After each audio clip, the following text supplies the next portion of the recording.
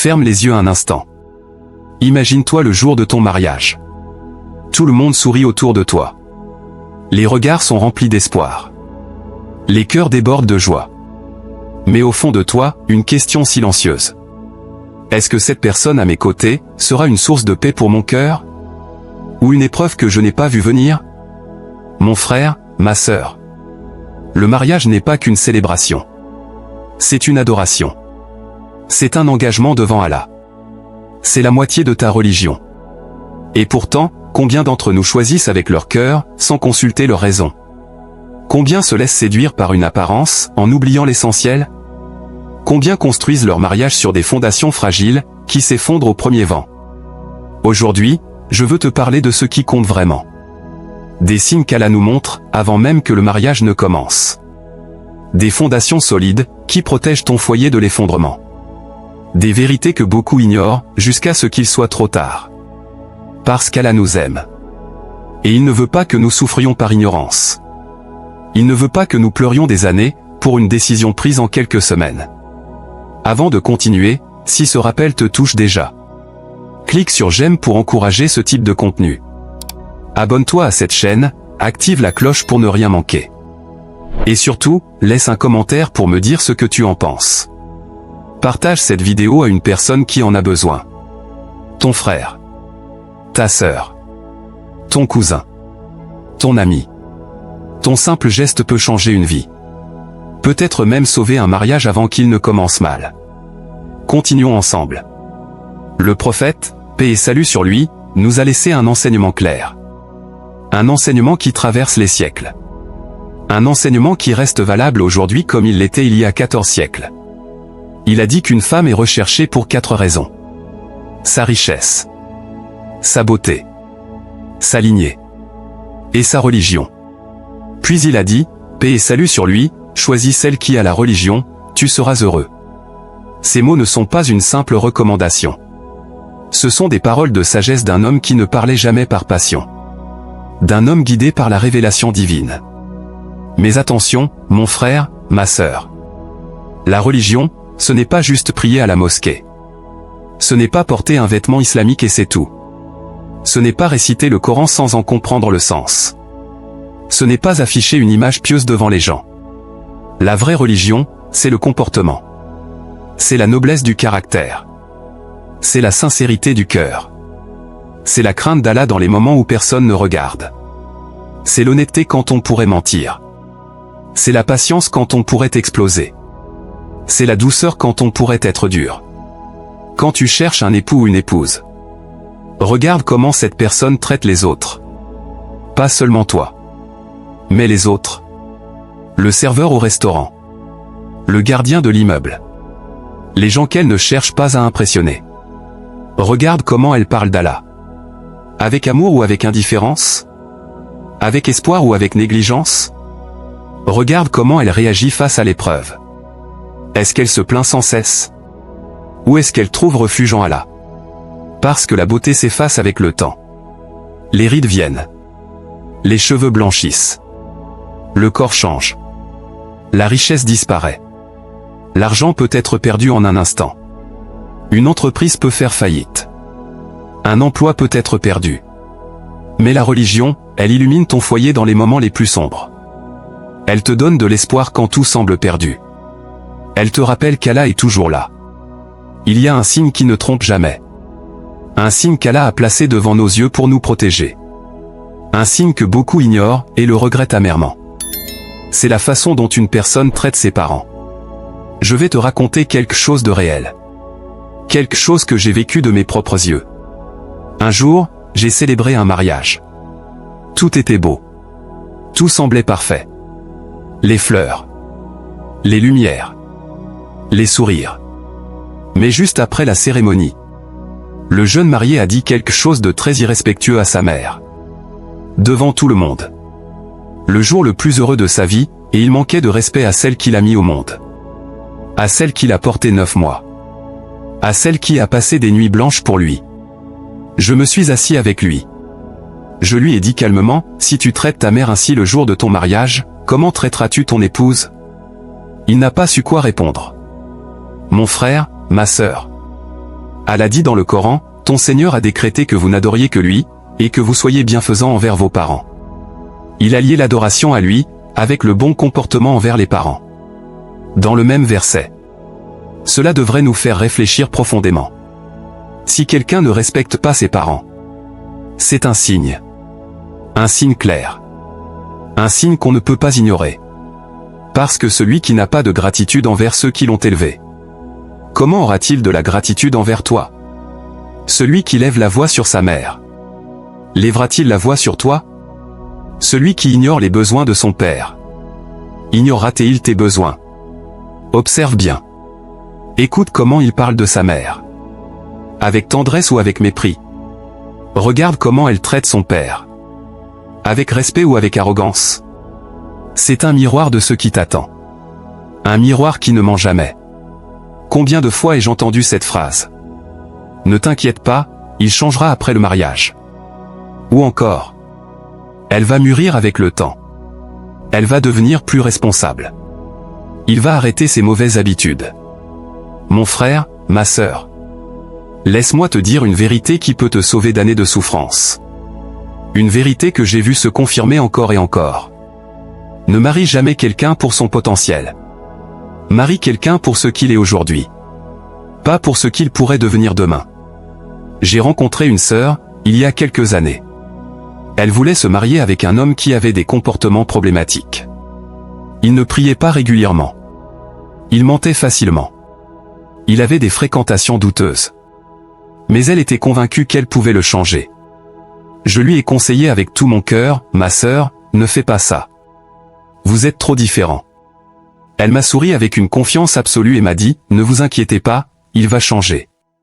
3 mois après le mariage. Elle était dans mon bureau. Pour demander le divorce. Les larmes aux yeux. Le cœur brisé. L'espoir envolé. Elle m'a dit, vous aviez raison. Il n'a pas changé. Il est devenu pire. Comprends bien une chose fondamentale. Le mariage ne transforme personne. Le mariage révèle qui nous sommes vraiment. Il enlève les masques. Il montre la vraie nature des gens. Si quelqu'un ne respecte pas Allah avant le mariage, il ne le respectera pas après. Si quelqu'un est violent dans ses paroles avant, il le sera après. Et peut-être même dans ses actes. Si quelqu'un ment facilement avant, il mentira après. N'ignore jamais les signes qu'Allah te montre. Ces petits détails que tu remarques. Ces comportements qui te dérangent. Ces paroles qui te choquent. Ils sont là pour te protéger. Pour t'éviter une vie de regret. Voici un autre signe très important. Un signe que beaucoup minimisent aujourd'hui. Si une personne, avant le mariage, est prête à commettre l'illicite avec toi, à franchir les limites qu'Allah a fixées, alors c'est un drapeau rouge immense. Réfléchis bien à cette logique. Avant le mariage, les deux personnes essaient de montrer leur meilleur côté, leur meilleur comportement, leur meilleure version. Chacun veut impressionner l'autre. Chacun veut paraître sous son meilleur jour. Si même dans cette période, quelqu'un te pousse à désobéir à Allah, que fera-t-il après? Quand la routine s'installe, quand les difficultés arrivent, quand la passion des premiers jours s'estompe. Mon frère, ma sœur, une relation bénie commence dans l'obéissance à Allah, pas dans la transgression de ses limites. Si tu veux qu'Allah bénisse ton mariage, commence-le de la bonne manière, avec la crainte d'Allah, avec le respect des règles, avec la pureté d'intention, avec la patience jusqu'au jour du contrat. Parce qu'Allah ne bénit jamais ce qui est construit sur la désobéissance. Il ne fait pas descendre sa miséricorde sur ceux qui commencent dans le péché. Il y a un type de personne qui dit oui à tout le monde. Qui veut plaire à tout prix. Qui ne sait jamais dire non. Qui accepte tout pour éviter le conflit. Mon conseil, surtout pour les sœurs. Fais très attention à ce genre de personnes. Pourquoi? Parce qu'un homme qui ne sait pas dire non aux autres ne pourra jamais protéger son foyer. Il ne pourra jamais poser de limites claires. Il ne pourra jamais défendre ses propres principes. Il laissera tout le monde s'immiscer dans votre vie privée. Sa famille. Ses amis. Ses collègues. Tout le monde aura son mot à dire. Sur comment tu élèves tes enfants. Sur comment tu gères ta maison. Sur comment tu t'habilles. Et toi, son épouse, tu seras perdu au milieu. Sans protection. Sans bouclier. Allah nous dit dans le Coran que les hommes ont autorité sur les femmes en raison de ce qu'Allah a favorisé les uns par rapport aux autres, et en raison de ce qu'ils dépensent de leurs biens. L'autorité, ce n'est pas la domination. Ce n'est pas le contrôle tyrannique. Ce n'est pas l'oppression. C'est la responsabilité. C'est la protection. C'est le leadership sage et juste.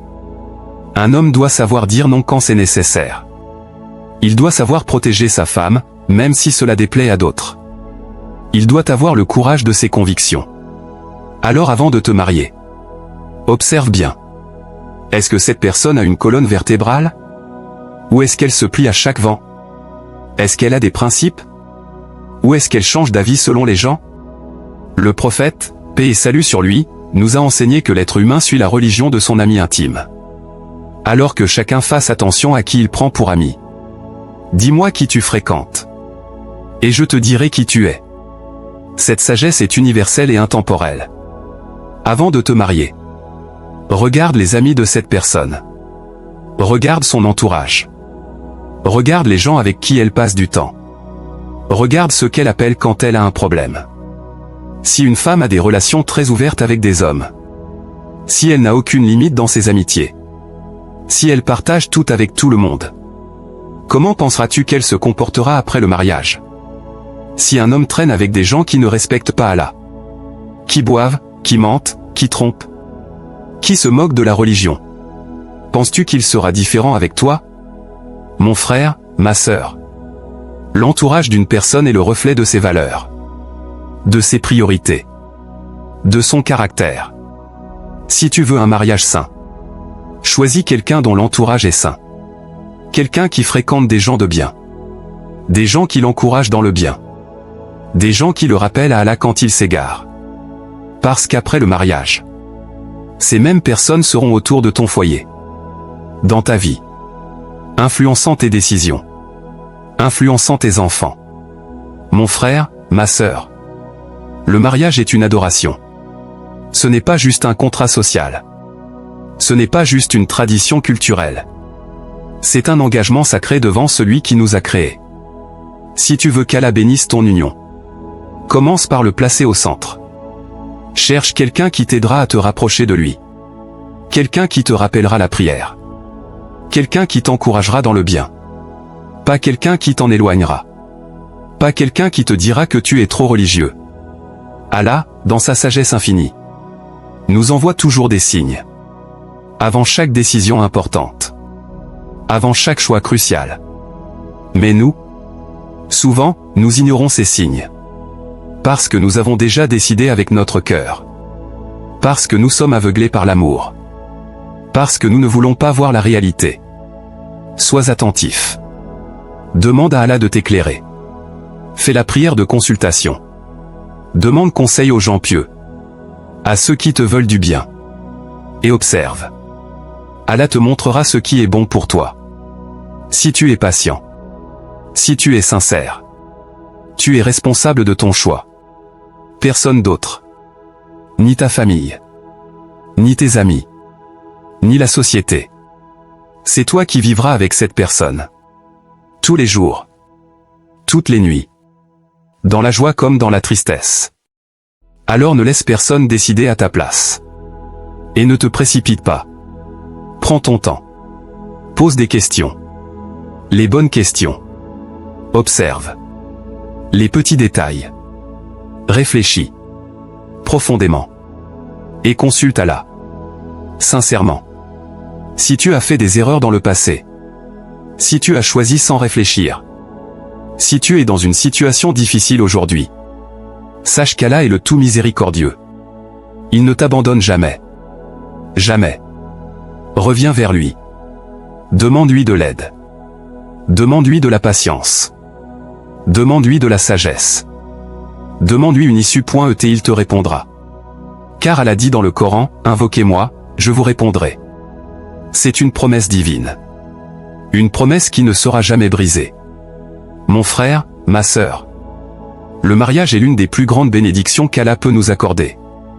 C'est une source de tranquillité, d'amour, de miséricorde, de stabilité, de croissance spirituelle.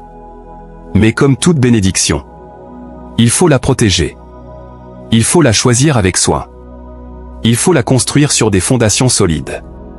Ne te laisse pas aveugler par une apparence, par un beau visage, par un corps attirant. Ne te laisse pas tromper par des paroles douces, par des promesses vides. Regarde la religion. La vraie religion. Pas l'apparence. Regarde le comportement. Dans toutes les situations. Regarde le respect des parents. C'est un miroir de l'avenir. Regarde les limites qu'Allah a fixées. Sont-elles respectées ou transgressées? Regarde l'entourage. Les amis. La famille. L'environnement.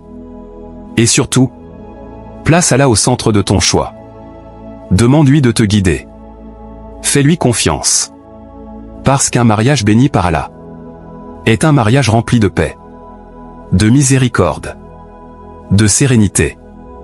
Même dans les épreuves, même dans les difficultés.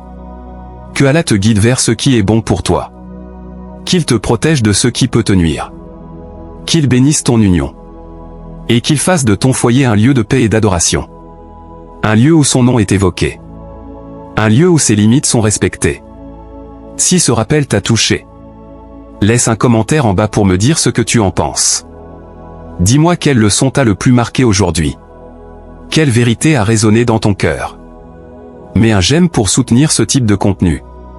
Pour encourager ces rappels qui peuvent changer des vies. Partage cette vidéo avec une personne qui en a besoin.